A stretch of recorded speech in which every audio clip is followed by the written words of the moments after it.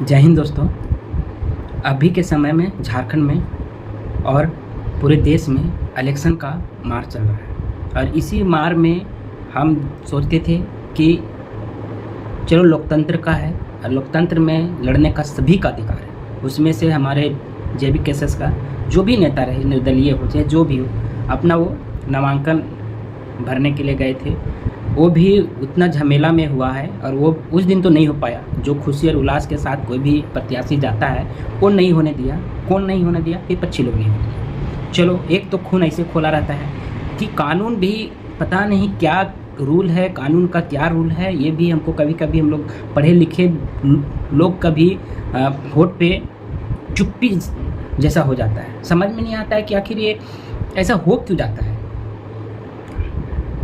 विधानसभा घेराव हुआ 2022 में, वो सब का केस कब निकल रहा है? तो जिस दिन नामांकन होगा और जहां नामांकन होगा वहां से आपको डिटेन कर लिया जाएगा। ये सब क्या है, समझ में नहीं आता है। अब इंसान को ये समझना है, कभी कभी इंसान को है कि कानून भी है या नहीं है, कानून के क्या है, उसका रूल क्या है, ये भी खुद अब हम लोग खुद कंफ्यूज हो जाते हैं। इतना हम लोग को पता है कि अगर यदि कोई भी एफआईआर होता है या कुछ भी होता है तो आपको उसका सूचना दे दिया जाता है और आपको अगर यदि वारंट भी जारी होता है तो वो भी आपको सबसे पहले हाजिर होने के लिए सूचना दिया जाता है। नहीं होता है तो फिर कहीं से आपको डिटेन कर लिया जाएगा। लेकिन वारंट भी नहीं, कुछ भी नहीं, तो इसको हम लोग क्या बोलेंगे? कानून को हम लोग रिस्पेक्ट करते हैं। आज कानून और संविधान है तभी हम लोग इतना खुल के रह पाते हैं, बोल पाते हैं। जयराम दा भी पता नहीं उनके बीच और कानून के बीच में कैसा मसला रहा। आज वो उनको इन्फॉर्मेशन मिला था या नहीं मिला था, वो तो बाद में ही पता चलेगा जब इसका खुलासा होगा। ऐसे तो हम लोग ना कानून के ऊपर उंगली उठा सकते हैं ना संविधान के ऊपर उठा सकते हैं। लेकिन एक चीज़ यहाँ गलत हुआ है ये कि जो भी अगर कैंडिडेट प्रत्याशी अपना नॉमिनेशन करने जा रहा है, इसका मतलब वो नहीं कि यहाँ से वो नॉमिनेशन करा करके अमेरिका भाग जाएगा, लंदन भाग जाएगा, पेरिस भाग जाएगा, विदेश चला जाएगा। ऐसा नहीं है। वो यहीं पे रहेगा, आप लोग के नज़र के सामने ही सभा करेगा, हर चीज़ करेगा। तो नॉमिनेशन करने जा रहा है तो वहाँ क्या मसला है? ये मसला हमको समझ में नहीं आया कि वहाँ से ही उसी दिन ही क्यों उठाया जाए। नॉमिनेशन होने दीजिए तो उठाना चाहिए। एक तो ये हो गया। देवेंद्र महतो ने नॉमिनेशन के लिए उनका हम देखे थे, पोस्ट किए थे कि उनको सारा हर एक जगह से परमिशन ले करके नामांकन के लिए वो गए, हर एक जगह परमिशन ले करके, लेकिन फिर भी उनको नॉमिनेशन नहीं करने दिया और उनको भी उठा लिया। ना वो आतंकवादी हैं, ना रेपर हैं, ना कोई मर्डर किए हैं, तो किस जुर्म में सबको तत्काल उठाया जाता है? तत्काल कोई मौका आपको नहीं दिया जाएगा, तत्काल उठा लिया जाएगा।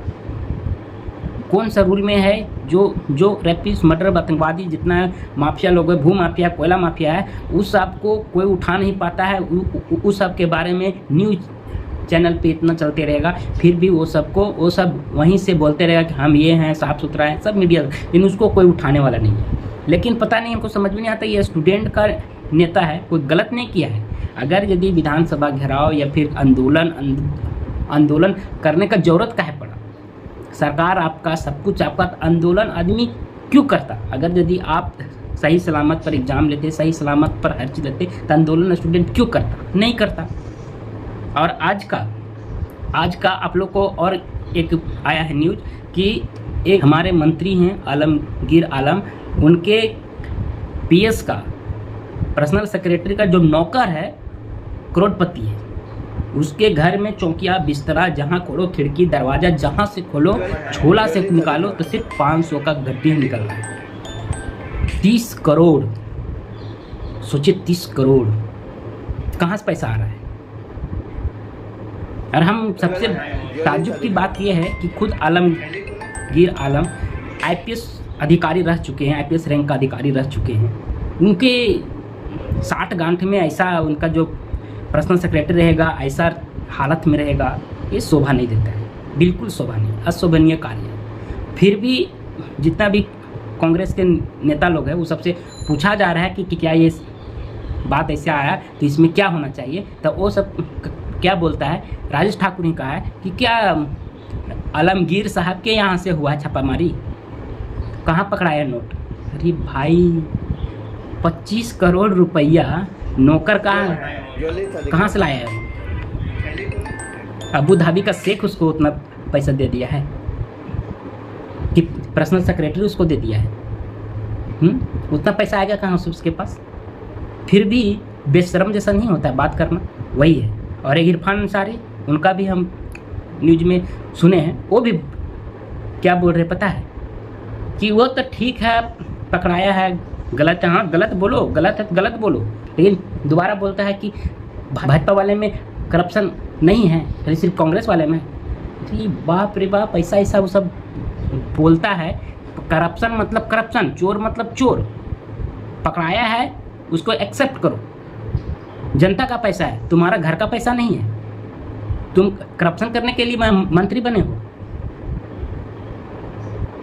और कांग्रेस का था भारत जोड़ो यात्रा है भाई, झारखंड में 2-3 कांग्रेस के विधायक है, वो तो इतना लूट रहा है, जो केंद्र में सरकार नहीं है फिर भी इतना लूट रहा है। वो सब सोचो, वो सब का सरकार आ जाएगा यहाँ भी और वहाँ भी, तो सब क्या करेगा भाई? तकिया जो है, तकिया एक भी रहेगा नोटों से भरा हुआ, सुतेगा वो भी साला नोट से, जहाँ जाएगा नोट से, कपड़ा नोट का, हर चीज़ नोट का, हर चीज़ उस सबके पास मिलेगा नोट का। अच्छा हुआ कि वहाँ इस सब का सरकार नहीं है, जब सरकार में नहीं है तो अपना करप्शन कर रहा है। ऊपर में भाजपा सरकार है, इन सबको सोचना चाहिए कि हम लोग का सरकार लाने के लिए ईमानदारी तो बनो, कम से कम ईमानदारी तो दिखाओ। जब भी पकड़ाता है कांग्रेस वाला 300 करोड़ 250 करोड़, अरे बाप रे, 250 2,500 यहाँ तक चलता है, 2.5 लाख यहाँ तक चलता है, 250 करोड़ 300 करोड़ 30 करोड़, अरे बाप रे बाप, यह पैसा कितना सा आता है भाई? इतना पैसा कहाँ चल के आता कहाँ से है भाई? आप लोग समझ जाइए, ये सब बहुत शातिर वाले हैं। सोचिए, जब कुछ नहीं है, ये सब के ऊपर इतना छापामारी हो रहा है। 1 साल से नहीं, जब से ये सब सरकार में आया तब से 1 साल के बाद हर एक के छापेमारी हो रहा है, हर एक जगह निकल रहा है। फिर भी ये सब इतना निडर आदमी है भाई, निडर आदमी, फिर भी सुधरा नहीं। एक नहीं होता है कि हाँ अगला बार छापामारी हो गया तो हम लोग सतर्क हो जाए ना, निडर आदमी है भाई। फिर भी अभी भी उनसे प्रेस रिपोर्टर पूछता है जाके, कहता है देखते हैं क्या होता है, निष्कर्ष का निकलता है। अरे बाप, निष्कर्ष का निकलेगा इसका भाई? नौकर के यहाँ से निकलता है पैसा, नौकर का सैलरी रहता है 15,000, कहाँ से उसका उतना पैसा कहाँ से आएगा? जनता को बेवकूफ़ बना दिया सब, बिल्कुल बेवकूफ़ बना के रखा है सब बेवकूफ़। ये सब को वोट मत करना भाई। जितना गद्दार नेता है ना, ये तो IPS रैंक का आदमी थे, इनको हर एक आदमी इज्जत करता था। सब गद्दार है, सब गद्दार। इसी वजह से निन्यता में आता है। देखता है उधर से हम नौकरी से रिटायर भी कर गए तो ये उधर से तो कमाया नहीं माल, जितना था उतना खाने की पीने में खर्च हो जाता है। तो सोचा कब नेतागिरी में उतरते हैं, वहाँ से मोटर कमाएगा। जितना भ्रष्टाचार का जितना रुपया गया है, PGT सब का पैसा, वही सब है भाई। वो पैसा फिर हम लोग को रिटर्न आएगा। एक वीडियो में हम बोले भी थे कि वो पैसा फिर हम लोग को घर घर में आएगा, यही पैसा। अरे ये वही पैसा है, वो वही पैसा जो स्टूडेंट से लिया गया है। इसका खुलासा होगा तो देखिएगा। ये बाप रे बाप, ऐसा ऐसा आदमी को जानते हैं आप लोग के सभा जहाँ जहाँ होगा, ऐसा ऐसा आदमी को फिर भी देखने भीड़ उतना ही रहता है। इतना बेवकूफ़ हमारे झारखंड में पब्लिक है, हम बोल नहीं सकते। फिर भी वहाँ जाएगा, पता नहीं वो सब क्या देता है, नोट देता है, क्या देता है कि धूप में भी फिर भी जाएगा। वो सबको सभा होगा तो सुनने के लिए 1 घंटा पहले ही पहुँच जाएगा।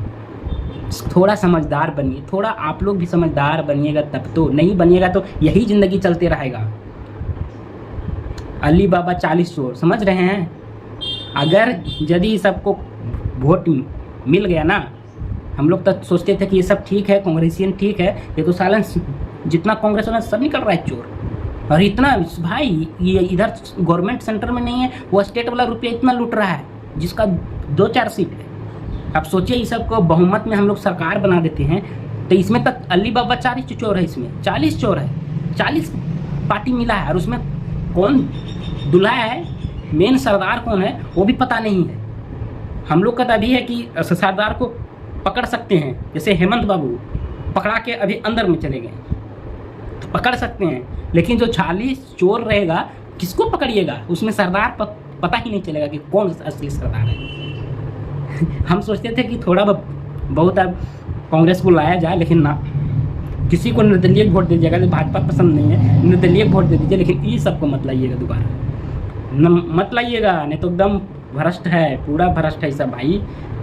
हम किसी को सपोर्ट नहीं करते हैं, लेकिन हमको सोचते थे कि ये आएगा तो ये सब लूट लेगा। अली बाबा 40 चोर है ये सब, 40 चोर में भी आपको ढूंढने से पता नहीं चला असली चोर कौन है। ये अभी तो इतना साफ से साफ झलकता है, उसमें भी खाँटी झूठ बोल देता है। कि देखते हैं क्या होता है, जांच का विषय है। अरे बप्पा, जांच का विषय है,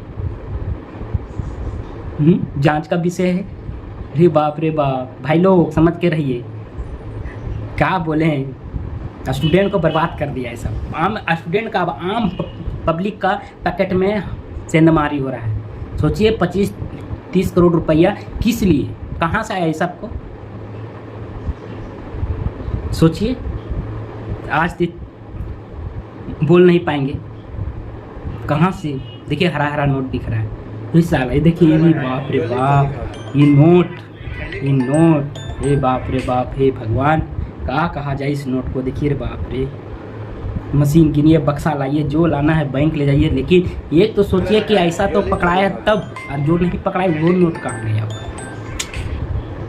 सोचिए बाप।